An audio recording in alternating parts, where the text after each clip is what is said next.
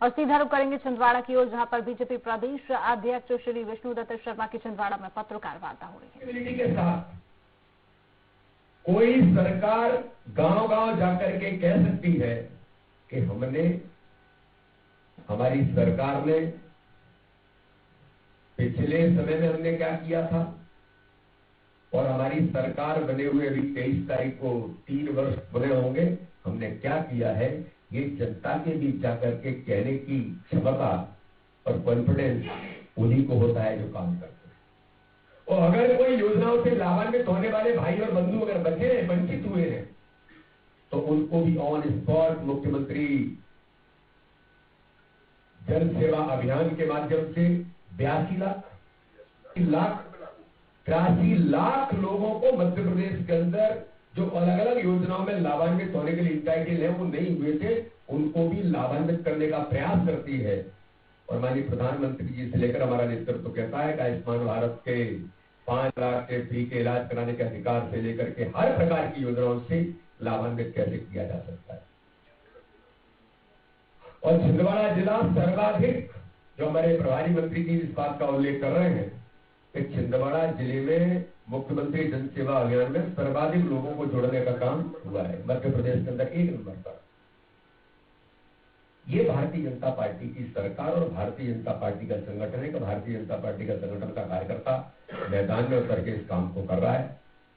आज मैं कहूं कि विकास और भारतीय जनता पार्टी ये एक दूसरे के पर्याय है।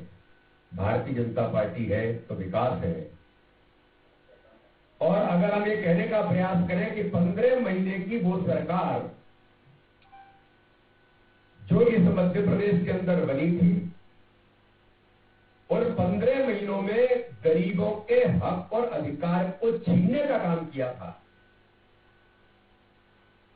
मैं माननीय कमलनाथ जी से पूछना चाहता हूं, कमलनाथ जी, लाडली लक्ष्मी, लाडली बेटी, तीर दर्शन योजना से लेकर के प्रधानमंत्री आवास योजना तक आज मैं उनसे गंभीरता के साथ पूछना चाहता हूं, 1,43,000 घर जब प्रधानमंत्री आवास के मध्य प्रदेश को मिले थे, जब आप मुख्यमंत्री थे, आपने ये कहकर के वापस कर दिए थे मैचिंग ग्रांट के लिए पैसा नहीं है। ये ऑन रिकॉर्ड है। और 1,43,000 गरीब परिवारों को झोपड़ी में रहते थे, उनके हक को छीनने का काम आपने उस समय किया था। आपको किसने अधिकार दिया था ये?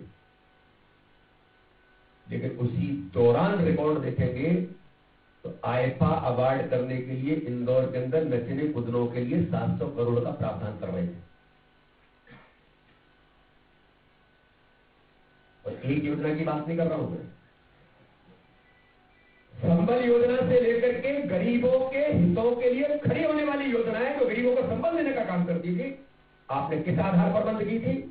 और 15 महीनों में आपने क्या किया था? कन्यादान योजना में 25,000 भाजपा की सरकार देती है, मैं उद्योगपति हूं, 25,000 से क्या काम चलता है भाई? नहीं, 51,000। और 15 महीने निकल गए। मैं मीडिया के मित्रों के माध्यम से पूछना चाहता हूं, एक किसी बेटी को 1 रुपया दिया क्या?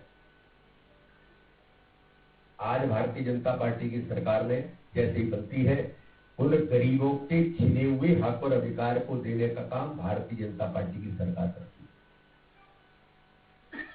अगर कोई लैकुना पाया जाता है, अभी मैं कल धार जिले के अंदर था, मनावर विधानसभा के अंदर परसों, मुझे मीडिया के मित्रों ने, आप सब लोगों ने कहा कि इस प्रकार से धार के अंदर जो कन्यादान योजना में शादियां रद्द हुई है, शादियां रद्द होने के कारण से वो बेटियां जिनको शादियां होनी थी और प्रशासन ने शादियां रद्द कर दी, इस पर आप क्या कहेंगे? तो मैंने कहा था कि आप चिंता मत करिए, ये भाजपा की सरकार है,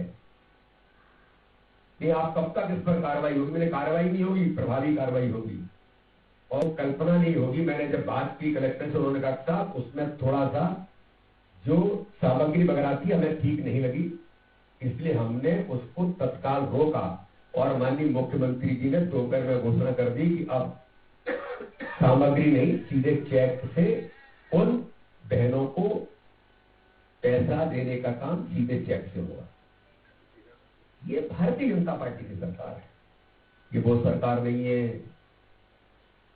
कमलनाथ जी के मित्र राजीव गांधी जब प्रधानमंत्री थे तब कहते थे कि 1 रुपया भेजते हैं तो 85 भ्रष्टाचार में चला जाता है, 15 गरीब तक पहुंचता है। कमलनाथ जी के मित्र। और इतने साल तक कांग्रेस ने राज किया, लेकिन इस दिशा में कोई काम इस देश के अंदर कैसे इन चीजों को रोका जा सकता है, ये कभी प्रयास नहीं किए। प्रधानमंत्री मोदी जी का परिणाम है कि आज इस देश के अंदर अगर 1 रुपया चलता है तो 99 पैसे नहीं, 1 रुपया ही गरीब के खाते में पहुंचता है। ये भारतीय जनता पार्टी की सरकार है मित्रों, इसलिए हम इस दिशा में आगे बढ़ रहे हैं। और बूथ विस्तारक अभियान पार्ट 2 के माध्यम से मैं भी आज कई बूथों पर जाऊंगा और भारतीय जनता पार्टी का संगठन का जो तंत्र मजबूती के साथ काम कर रहा है, तो भारतीय जनता पार्टी बूथ पर मजबूत इसलिए चाहिए क्योंकि देश के विकास के लिए, गरीबों के कल्याण के लिए भारतीय जनता पार्टी की सरकार चाहिए। इसलिए बूथ मजबूत करने का काम हम लगातार अनवरत करने का काम कर रहे हैं। आज मैं भी छिंदवाड़ा के दौरे पर इसी को लेकर के हूं। माननीय अमित शाह जी 25 तारीख को दोपहर 1 बजे यहां पर पधारेंगे और उसके बाद